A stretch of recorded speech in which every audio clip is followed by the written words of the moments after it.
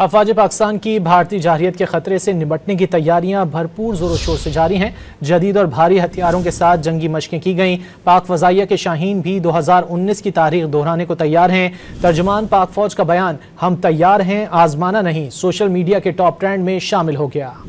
मोदी सरकार के सर से जंग का बुखार उतारने का नुस्खा तैयार। पाक फौज की जंगी मशकें पूरे जोरों शोर से जारी। सिक्योरिटी जराये के मुताबिक जंगी हिकमत अमली के पेश नजर मशकों में जदीद हथियारों का अमली मुजाहरा किया जा रहा है। मशकों में अफसरान और जवान अपनी पेशा वराना महारतों को भरपूर तरीके से दिखा रहे हैं। जंगी मशकों का मकसद दुश्मन की किसी भी जारहियत का भरपूर और मुंह तोड़ जवाब देना है। पाक फौज दुश्मन की किसी भी जारहियत का दंदान शिकन जवाब देने के लिए हरदम तैयार है। अफवाज पाकिस्तान की जानिब से भारत की किसी भी जारहियत का मुंह तोड़ जवाब देने का मौक़िफ़ अवाम की दिलों की आवाज बन गया। सोशल मीडिया पर हम तैयार हैं, आजमाना नहीं टॉप ट्रेंड बन गया। हम तैयार हैं, आजमाना नहीं।